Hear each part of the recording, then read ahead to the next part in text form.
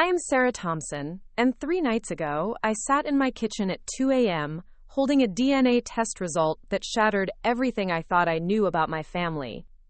For 25 years, I loved, nurtured, and raised Emma as my own daughter.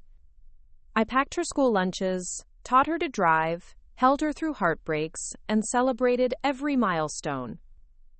I never questioned that she was Mike's daughter from a previous relationship. Because why would I? The timeline made sense, the story was consistent, and love doesn't require blood to be real. Before we jump back in, tell us where you're tuning in from, and if this story touches you, make sure you're subscribed, because tomorrow, I've saved something extra special for you. But this single piece of paper revealed a truth so devastating that I spent the entire night crying, not from sadness, but from a complex mix of relief, anger, and a profound sense of betrayal that cuts deeper than my divorce ever did. What I discovered about Emma's true parentage and the web of lies that surrounded her entire childhood will change how you think about family secrets and the people we trust most. The revelation didn't just explain years of subtle inconsistencies and strange behaviors I'd dismissed. It exposed a calculated deception that involved multiple people I considered family. People who watched me pour my heart into raising a child while knowing the complete truth about where she really came from. My journey with Emma began in the autumn of 1999, when I was just 20 years old and working as a teaching assistant at Roosevelt Elementary School in my hometown of Grand Island, Nebraska. I had recently graduated with my bachelor's degree in psychology and was saving money to pursue my master's in school counseling. Life felt full of possibility, even though I was living paycheck to paycheck in a tiny studio apartment above the local hardware store. I met Mike Johnson at my friend Jennifer's birthday party that October. He was 22, ruggedly handsome with calloused hands and an easy smile, working construction while trying to build his own contracting business. What drew me to him immediately wasn't just his looks, but the way he talked about his 8-year-old daughter Emma with such obvious devotion. He spoke about her soccer games, her love of reading, and how she made him breakfast every Sunday morning with the serious concentration of a professional chef. Mike explained that Emma's mother, Lisa, had struggled with addiction and had left when Emma was just 3 years old. He'd been raising her as a single father ever since, with help from his mother who lived across town. The way he described their relationship, the pride in his voice when he talked about her academic achievements, and his obvious commitment to being present in her life despite working long hours, convinced me that he was exactly the kind of man I wanted to build a future with. Our first official date was actually a trip to the zoo with Emma, which Mike had suggested because he wanted me to meet the most important person in his life. I remember being nervous, wondering if an 8-year-old would accept a potential new person in her father's life, but Emma was absolutely delightful. She was bright and curious, asking thoughtful questions about the animals and sharing elaborate stories she'd made up about their secret lives after the zoo closed. What struck me most was how different she looked from Mike. Where he was tall with dark hair and brown eyes, Emma was petite, with light brown hair that caught golden highlights in the sun and the most unusual green eyes I'd ever seen. When I mentioned this to Mike, he laughed and said she got her mother's coloring, showing me a single photograph he kept in his wallet of a woman with similar features. The photo was slightly blurred and seemed old, but I could see the resemblance he was pointing out. Emma and I connected immediately. She was going through a phase where she wanted to be a veterinarian, and I spent hours reading library books about animals with her and helping her create elaborate care plans for her stuffed animal patients. Mike would often find us on his living room floor, surrounded by picture books and Emma's detailed drawings of animal hospitals, and he'd smile with such warmth that I felt like I was exactly where I belonged. The 3 of us fell into an easy rhythm over the following months. I would pick Emma up from school on days when Mike had to work late, helping her with homework and starting dinner so it would be ready when he got home. Emma began asking if I could braid her hair for school and whether I would come to her parent-teacher conferences. Mike and I had been dating for only 6 months, but it felt like we were already a family. During this time, I met Mike's brother Tom, who was 4 years younger, and worked as a mechanic at the local Ford dealership. Tom was quieter than Mike, more serious, and sometimes I caught him watching Emma with an expression I couldn't quite interpret. When I asked Mike about it, he said Tom had always been protective of Emma since their mother had moved to Florida the previous year and wasn't as available to help with childcare. I also became close with Jennifer Walsh, who had introduced Mike and me. Jennifer was pursuing her education degree and working toward becoming a principal.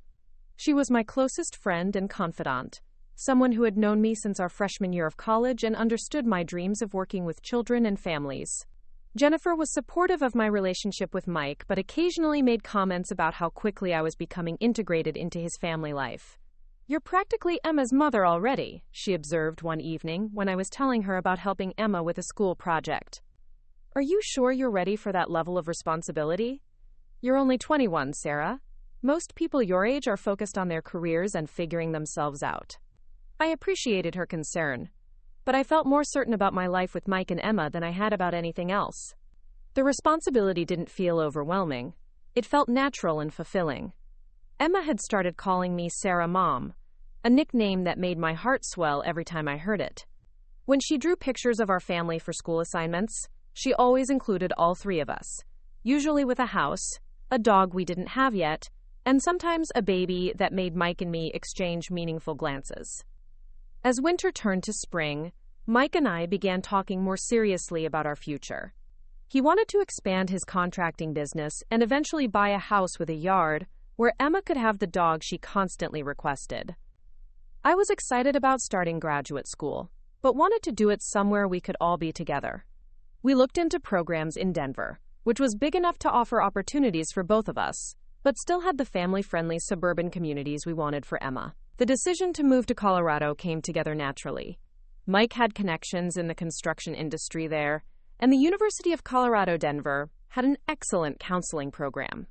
We found a rental house in Lakewood, a suburb with good schools and a small-town feel despite being part of the greater Denver metropolitan area. Emma was initially nervous about leaving her school and friends, but she became excited when we showed her pictures of the house and promised she could decorate her new room however she wanted. The move happened during the summer, before Emma's 4th grade year. I remember the three of us painting her new bedroom walls, a soft lavender color she had chosen, with Mike making jokes. Preparing and narrating this story took us a lot of time, so if you are enjoying it, subscribe to our channel. It means a lot to us.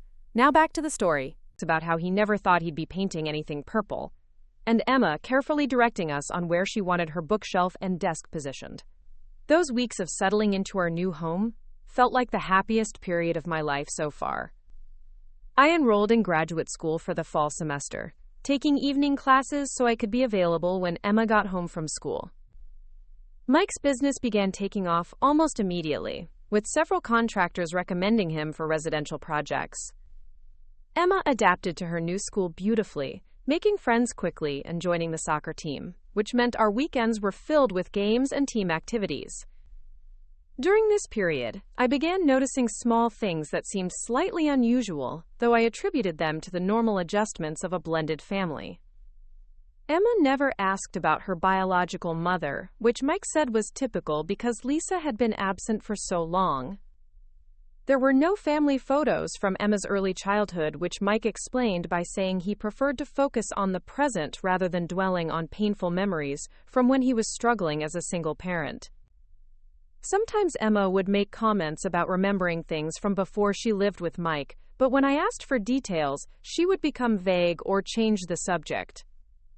I assumed these were either typical childhood confusions about chronology or memories too painful for her to process clearly. Mike always redirected these conversations quickly, saying it was better not to dwell on Emma's early years because they had been chaotic and potentially traumatic. What I see now, looking back with the knowledge I have today, is that there were inconsistencies I chose not to examine too closely because our life together was so fulfilling, and because Mike was so protective of Emma's emotional well-being. I trusted his judgment about what was best for her, and I was focused on building our future rather than questioning our past. The most significant moment from this early period happened about a year after we moved to Colorado. Emma, who was now 9, came home from school upset because her class had been discussing family trees for a social studies project. She asked me why she didn't have any pictures of her grandparents on her mother's side, and whether she had any aunts or uncles she didn't know about. I looked to Mike for guidance.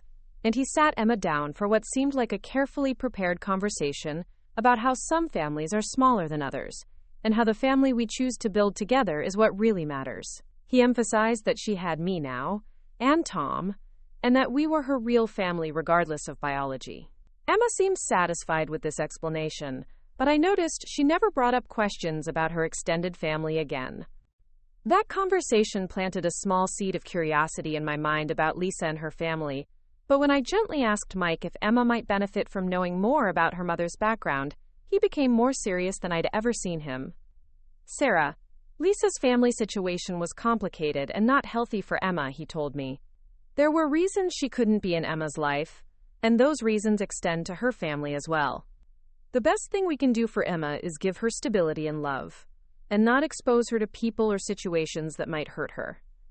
I respected his position because he clearly knew details about Emma's early life that were too sensitive or painful to share, and because he had been successfully protecting and raising her long before I came into the picture. My role was to support their relationship and help provide Emma with the stable, loving home environment she deserved, not to push for information that might be harmful or unnecessary. This dynamic, where Mike was the keeper of sensitive information about Emma's background and I was the supportive partner who trusted his judgment, became the foundation of how we handled questions about Emma's history throughout our relationship. It seemed reasonable and protective at the time, but it also meant that I never pushed for the kinds of details that might have revealed the truth much earlier. As Emma entered 5th grade and I progressed through my graduate program, our life settled into comfortable routines. Emma was thriving academically and socially. I was excelling in my studies and gaining practical experience through internships at local schools, and Mike's business continued to grow. We began talking seriously about marriage, looking at rings, and discussing whether we wanted to have additional children together. The proposal came on Christmas morning, 2001, with Emma helping Mike present the ring, and asking if this meant she could officially call me Mom instead of Sarah Mom. It was a perfect moment, surrounded by the warmth of our chosen family, and the promise of making our commitment official. Emma was as excited about the engagement as I was, immediately beginning to plan what she wanted to wear to the wedding, and whether she could help choose the flowers. We married in a small ceremony that June, with Emma serving as our flower girl and Tom as Mike's best man. Jennifer was my maid of honor, and she gave a speech about how she had never seen me happier than I was with Mike and Emma, and how it was clear that we were meant to be a family. The reception was held in the backyard of our rental house, with string lights and Emma's favorite foods, including a special kids' table, where she could sit with the few young children who attended. Looking at our wedding photos now, I can see the joy and hope in all our faces. Emma, at 10 years old, looks radiant in her pale yellow dress, standing between Mike and me with the biggest smile. What I couldn't see then was that several of the adults in those photos, including Tom, were carrying secrets about Emma's true origins that would remain hidden for another 14 years. The early years of our marriage were filled with the busy happiness of a growing family establishing deeper roots. Emma transitioned from elementary to middle school with the typical challenges and triumphs, while I completed my master's degree and began working as a school counselor at a nearby elementary school. Mike's contracting business expanded to the point where he could hire additional workers and take on larger residential projects. We moved from our rental house to a 4-bedroom home we purchased in a neighborhood with excellent schools and a strong sense of community. Emma got her long-awaited dog, a golden retriever mix named Buddy, and spent hours teaching him tricks and including him in elaborate backyard games. I converted one of the bedrooms into a home office where I could do graduate work, and later, preparation for my counseling job. During this period, Emma began showing signs of the young woman she would become. She was naturally empathetic and drawn to helping others, often coming home with stories about standing up to bullies or comforting classmates who were having difficulties. Her academic interests leaned towards science and healthcare, and she talked about becoming either a doctor or a veterinarian, goals that Mike and I encouraged with trips to science museums and biology-focused summer camps.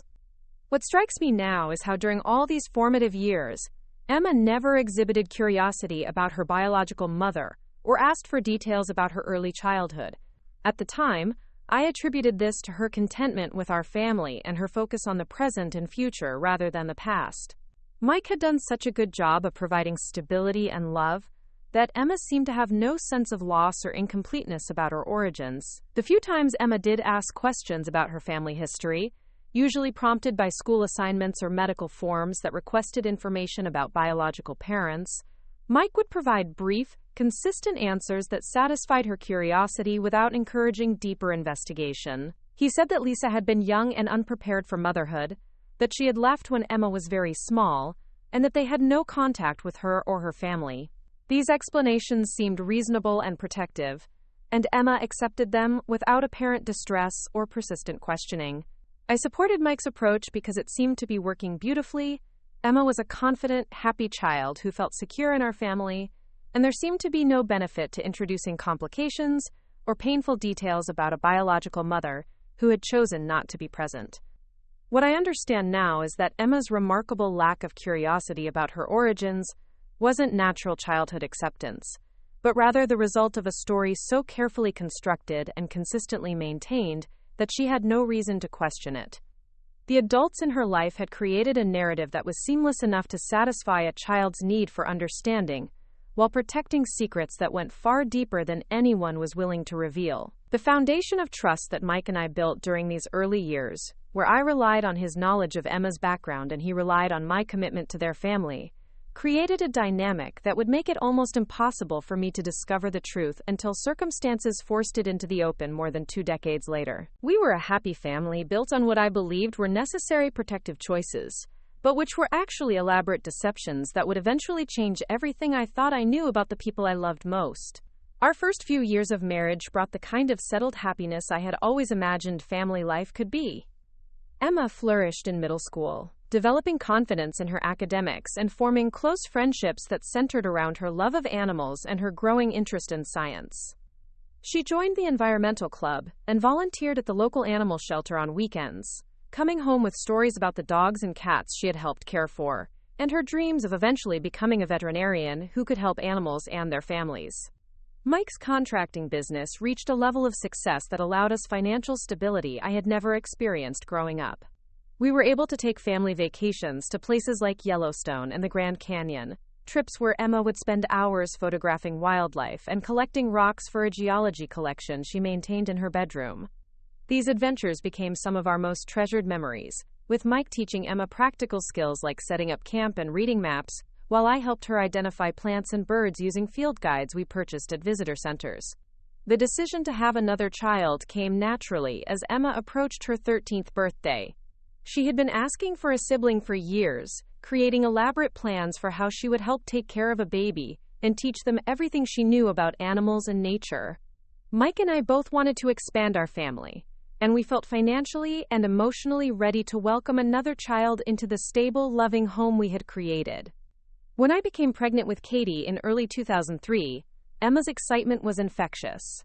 She immediately began planning nursery decorations, researching child development books from the library, and practicing diaper changes on her stuffed animals. She would often rest her hand on my growing belly and talk to the baby about all the adventures they would have together once the baby was old enough to explore the world with her.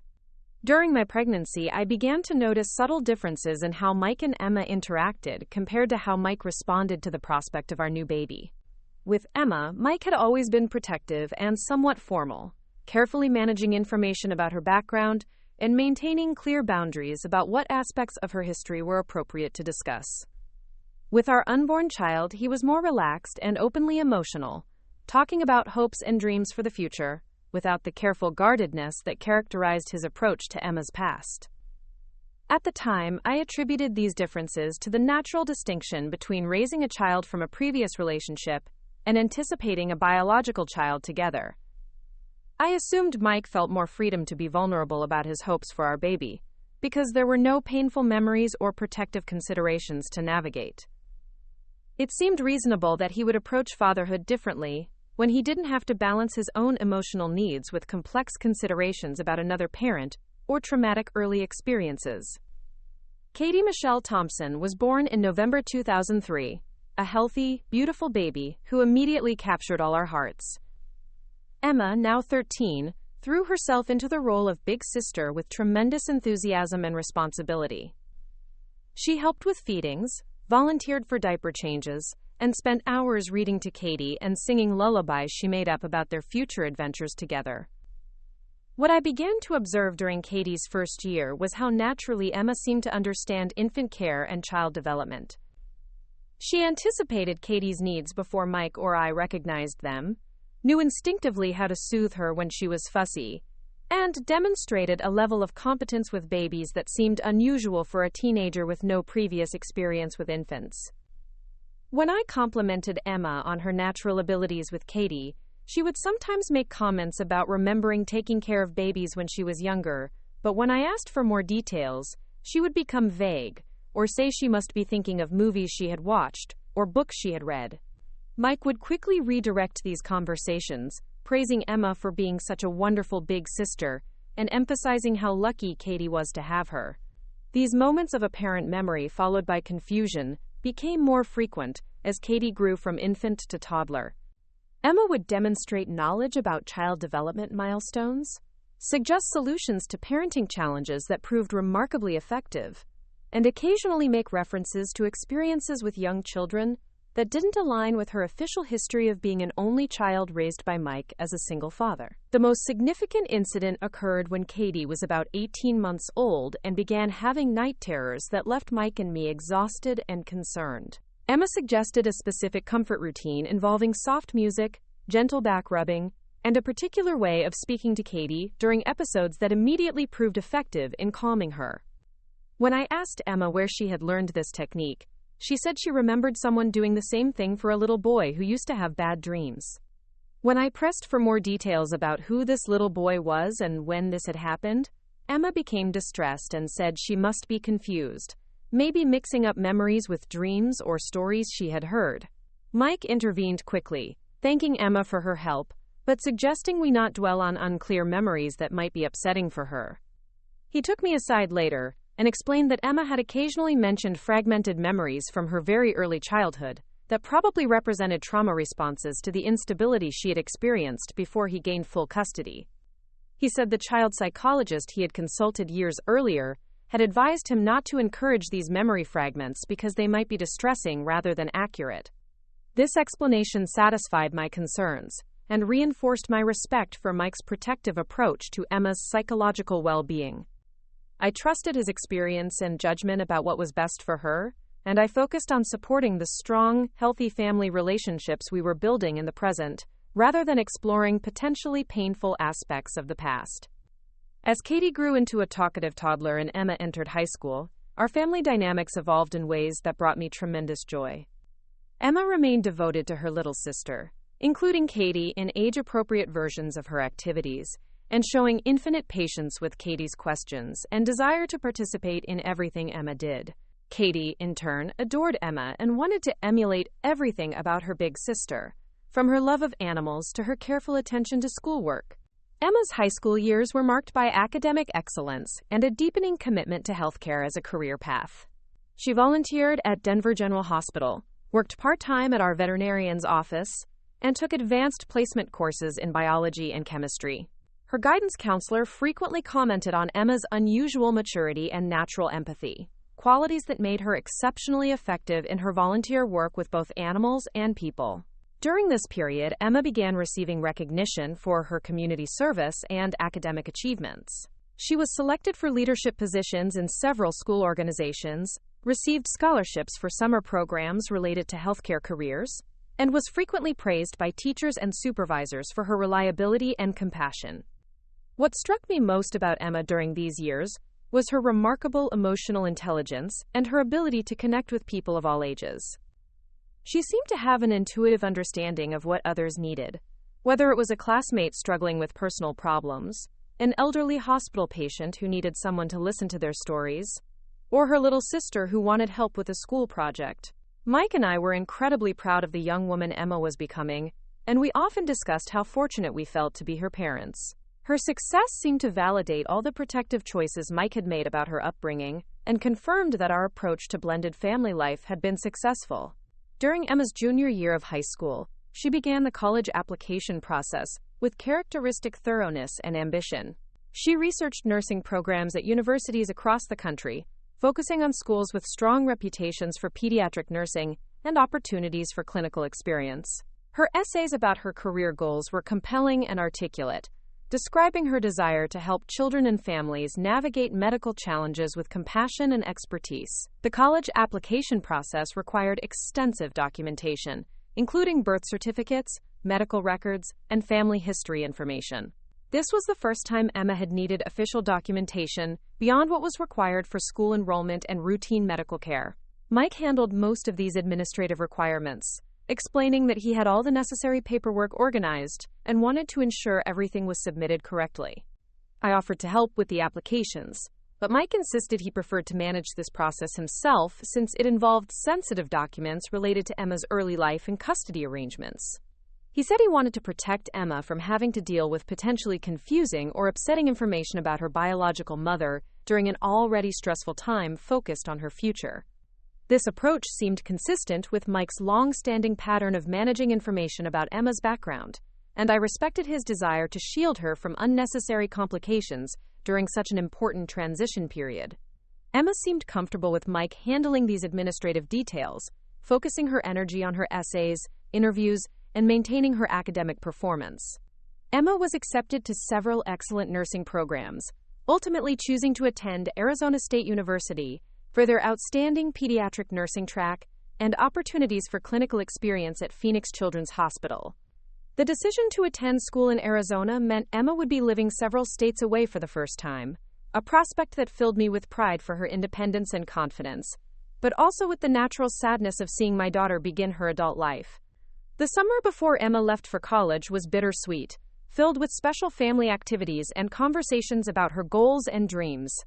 Katie, now 14, was both excited for Emma's adventure and sad about losing her constant companion and role model. Mike seemed particularly emotional about Emma's departure, frequently expressing his pride in her achievements and his confidence in her future success. During one of our conversations that summer, Emma thanked me for being such an important part of her life and for providing the stability and love that had enabled her to pursue her dreams. She said she had always felt fortunate to have a mother who supported her interests and believed in her potential, regardless of the circumstances that had brought us together. That conversation was deeply meaningful to me because it confirmed that Emma felt genuinely loved and supported throughout her childhood, despite the complex dynamics surrounding her biological origins. Whatever protective choices Mike had made about information sharing, they had successfully created an environment where Emma felt secure and valued. Emma's freshman year at Arizona State went exceptionally well. She excelled academically, formed strong friendships with other nursing students, and began clinical rotations that confirmed her passion for pediatric healthcare. Her letters and phone calls home were filled with enthusiasm about her classes, her professors, and the patients she was beginning to work with under supervision. During her sophomore year, Emma began a serious relationship with Carlos Rodriguez, a fellow nursing student who shared her commitment to healthcare and her love of outdoor activities. Carlos was from a large, close-knit Hispanic family in Phoenix, and Emma often described family gatherings and traditions she was learning about through their relationship. When Emma brought Carlos home for Christmas during her sophomore year, it was clear they had formed a deep, committed relationship built on shared values and mutual respect. Carlos was respectful, intelligent, and obviously devoted to Emma. Mike and I both approved of their relationship and enjoyed getting to know Carlos during his visit. What I noticed during that visit was how comfortable Carlos seemed with family dynamics and how naturally he interacted with Katie, who was now 15, and going through typical teenage challenges. Carlos had grown up with younger siblings and cousins, and his ease with family relationships seemed to resonate with Emma in ways that suggested she had similar instincts and experiences, despite her official history as an only child for most of her life. Emma and Carlos became engaged during their senior year of nursing school, planning a wedding for the summer after graduation when they would both be established in their careers. Their engagement filled me with happiness because it was clear they had found in each other the kind of partnership that would support their individual goals, while creating a strong foundation for their future family. The wedding planning process was joyful, but also somewhat complicated by logistics. Carlos's family was large and closely connected, with extensive traditions around wedding celebrations that they wanted to share with Emma. Emma embraced these traditions enthusiastically, but sometimes made comments about wishing she had more extended family to contribute to the celebration. When Emma expressed sadness about not having grandparents or aunts and uncles to invite to her wedding, Mike became visibly uncomfortable and reiterated his long-standing position that Emma's biological mother's family was not part of their lives, for reasons that were protective rather than punitive. He emphasized that Carlos's family would provide all the extended family connection Emma could want, and that our small but close family unit was complete and loving. Emma accepted this explanation, as she always had, but I noticed she seemed more wistful about her lack of extended family than she had been in previous years. I attributed this to the natural desire to have a large, celebratory wedding and the influence of Carlos's family traditions, which emphasized multi-generational connections and extensive networks of relatives. Emma and Carlos graduated from nursing school with honors and were both offered positions at Phoenix Children's Hospital, Emma in the pediatric intensive care unit, and Carlos in the emergency department. Their wedding took place in Denver that July, a beautiful celebration that blended Carlos's family traditions with our smaller, more intimate approach to important occasions. The wedding was everything Emma had dreamed of, filled with love, laughter, and hope for their future together. Carlos's extended family embraced Emma completely, and she seemed to thrive in the warmth of their large, demonstrative family gatherings. Mike gave a touching speech about watching Emma grow from a little girl into an accomplished, compassionate young woman, and about his gratitude for the love and stability our family had provided her. Katie served as Emma's maid of honor, and their relationship had evolved into a deep friendship between young women who truly enjoyed each other's company. Katie was now 16, developing her own interests and goals, but she remained close to Emma and looked forward to visiting her and Carlos in Phoenix. After Emma and Carlos settled in Phoenix, they established a pattern of regular communication with our family and frequent visits back to Denver. Emma loved her work at the hospital and often shared stories about her patients and the families she was helping through difficult medical situations. Her natural empathy and clinical skills made her exceptionally effective in pediatric intensive care, where families needed both technical expertise and emotional support.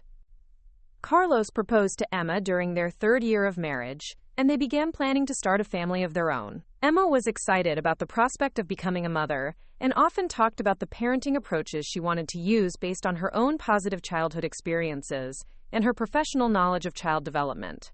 During one of their visits to Denver, Emma mentioned that she and Carlos were considering genetic counseling as part of their family planning process, since they wanted to be aware of any hereditary health conditions that might affect their children. She asked Mike if he could provide information about her biological mother's medical history, since this would be important for comprehensive genetic counseling. Mike's response was unusually tense and evasive. He said that Lisa had been very young when she left and that he had no contact information or medical records that would be useful for genetic counseling. He suggested that Emma focus on his family's medical history, which was available and generally positive, rather than trying to track down information that might be impossible to obtain. Emma seemed disappointed but accepted Mike's explanation, saying she understood that some information might simply be unavailable due to the circumstances of her early childhood. She said she and Carlos would work with their genetic counselor using whatever family medical history was accessible and focus on maintaining their own health through proper prenatal care. That conversation was the first time I had seen Mike become visibly agitated when discussing Emma's biological background. His usual calm, protective approach was replaced by something that seemed more like anxiety or even fear. When I asked him privately about his reaction, he said he was concerned about Emma opening doors to her past that might lead to disappointment or emotional pain, especially during such an important and hopeful time in her life. I respected Mike's concern, but began to wonder whether his protective approach might be preventing Emma from accessing information that could be medically important for her future children. I suggested gently that we might consider helping Emma locate some basic medical information about her biological mother, even if we maintain boundaries about personal contact or relationship building. Mike's response was more forceful than I had ever heard him be about Emma's background. He said that some doors were better left closed, that Emma's biological mother's family situation had been more complicated and potentially dangerous than Emma understood, and that protecting her from that knowledge was more important than satisfying curiosity or gathering medical information that might not even be accurate or relevant. This conversation was the first time I began to feel that Mike might be withholding information that went beyond reasonable protective boundaries. His level of anxiety seemed disproportionate to the simple request for medical history, and his language about Emma's biological family being dangerous was more serious than anything he had said before. However, I trusted Mike's judgment based on our many years together and his consistent commitment to Emma's well-being. I assumed he had knowledge about Emma's early life that justified his protective stance, and I focused on supporting Emma and Carlos in their family planning rather than pushing for information that Mike believed could be harmful. Emma and Carlos's first pregnancy was healthy and joyful, resulting in the birth of their son Miguel in 2012. Emma proved to be a natural, intuitive mother, and her professional knowledge, combined with her innate nurturing abilities, made her exceptionally confident and competent in caring for her newborn son. What I observed during visits to Phoenix after Miguel's birth was how seamlessly Emma had transitioned into motherhood, almost as if she had previous experience with infant care beyond her teenage years helping with Katie. Her comfort level with every aspect of newborn care, from feeding schedules to sleep routines to developmental milestones, seemed to go beyond what could be explained by her nursing education and her experience as Katie's big sister. When I complimented Emma on her natural parenting abilities, she sometimes made comments about feeling like she had done this before, or about having instincts that seemed to come from some deeper place than her professional training. These comments reminded me of similar observations she had made as a teenager when helping care for Katie, but now they seemed more frequent and more detailed. During one visit when Miguel was about 6 months old, Emma was expertly managing his feeding and sleep schedule, while also preparing dinner and maintaining conversation with the adults present. When I expressed amazement at her multitasking abilities, she laughed and said she felt like she had been taking care of babies her whole life, even though she knew that didn't make logical sense given her history. Carlos, who had grown up in a large family and had extensive experience with younger siblings and cousins, commented that Emma's parenting instincts seemed unusually developed even for someone with her professional background.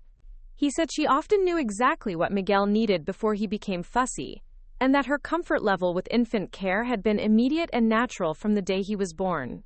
These observations about Emma's exceptional parenting abilities were positive and admirable, but they also contributed to a growing sense that there might be aspects of Emma's background that didn't align perfectly with the story Mike had always maintained. Her intuitive knowledge of childcare seemed to suggest more hands-on experience than would be expected from someone who had been an only child until age 13 and had limited exposure to infants before Katie's birth. When Emma and Carlos announced they were expecting their second child in 2014, I was thrilled about the prospect of another grandchild, but also increasingly curious about the family medical history questions that would arise again during this pregnancy. Emma had mentioned during her first pregnancy that genetic counseling had been somewhat limited by the lack of information about her maternal family history, and I wondered whether this gap in information might become more concerning with a second child. During a phone conversation about Emma's second pregnancy, she mentioned that her obstetrician had asked again about family history of certain conditions, and that she wished she had more complete information to provide. She said she understood why Mike had limited contact with her biological mother's family, but that she hoped someday she might be able to access basic medical information that could be important for her children's health. That conversation prompted me to have another discussion with Mike about the possibility of helping Emma obtain some minimal medical history information, even if we maintained boundaries about personal relationships or emotional connections. I suggested that 25 years had passed since Emma's early childhood, and that whatever complications had existed then might no longer be relevant barriers to accessing basic health information. Mike's reaction was even more intense than it had been during our previous conversation on this topic.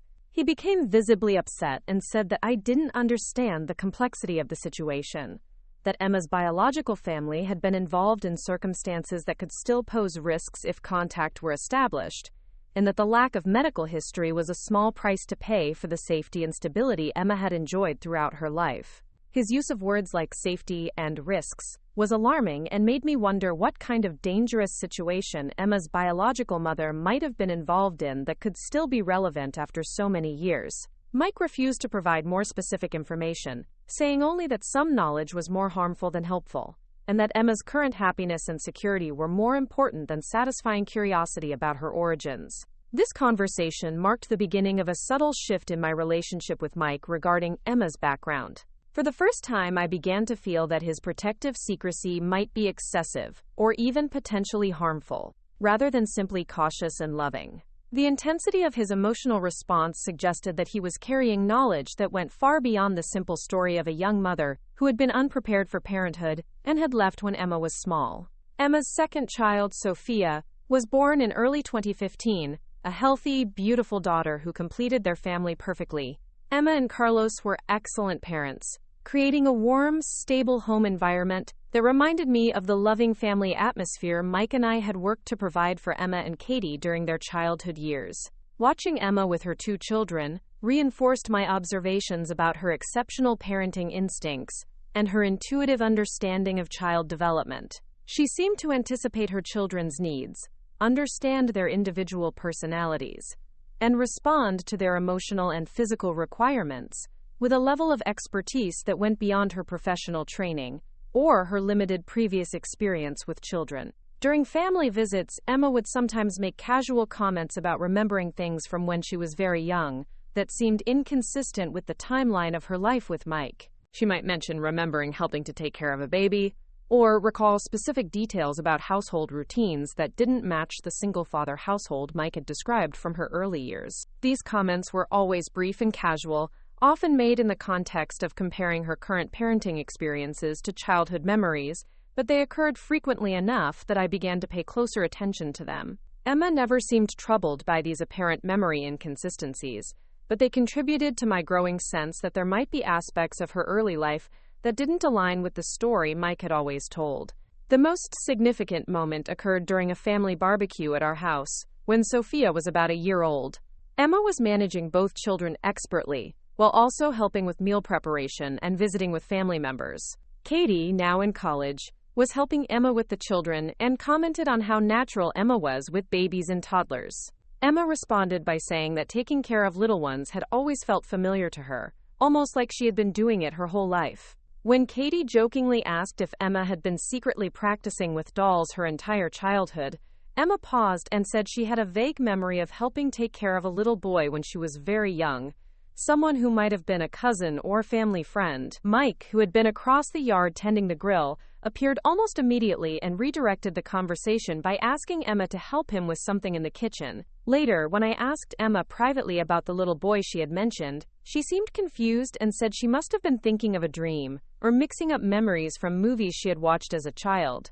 This pattern of Emma making specific comments about early memories, followed by confusion when asked for details, and Mike's immediate intervention to redirect such conversations, had become increasingly noticeable over the years. What had once seemed like appropriate protection of Emma from potentially upsetting memories now felt more like active management of information that might be significant. By 2016, Emma and Carlos had established themselves as respected professionals at Phoenix Children's Hospital, and their family life was thriving.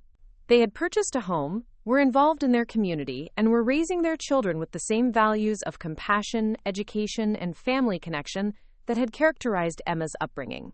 Emma's relationship with our family remained close and loving. She called regularly, visited several times a year, and included us in all major decisions and celebrations in her life. Katie had graduated from college and was beginning her own career in marketing, maintaining a close sisterly relationship with Emma, despite the geographical distance between them. Mike and I had settled into a comfortable routine of empty nest life, with Mike's business continuing to thrive and my counseling career providing fulfillment through helping children and families navigate educational and emotional challenges. Our marriage was stable and loving, built on many years of shared experiences and mutual respect. However, beneath the surface of our contented family life, I had begun to carry questions about Emma's background that I had never fully examined before. The accumulation of small inconsistencies, Emma's remarkable parenting instincts, and Mike's increasingly intense reactions to any discussion of Emma's biological family had created a subtle but persistent sense that there might be important information I didn't possess about the child I had raised and loved for nearly 20 years. These questions remained largely unspoken and unexplored, overshadowed by the genuine happiness and success of our family relationships. Emma was thriving personally and professionally, Katie was launching her adult life successfully, and Mike and I were enjoying the fruits of the strong family foundation we had built together. Whatever secrets or complications might exist in Emma's background seemed irrelevant compared to the love and stability that characterized our present relationships. Little did I know that circumstances were already in motion that would eventually force all these carefully buried questions into the open, changing everything I believed about my family and the people I had trusted most. The comfortable certainties that had sustained our family for nearly 2 decades were about to be challenged in ways I could never have anticipated, revealing truths that had been hidden beneath the surface of our loving relationships all along. Up next, you've got 2 more standout stories right on your screen. If this one hit the mark, you won't want to pass these up. Just click and check them out.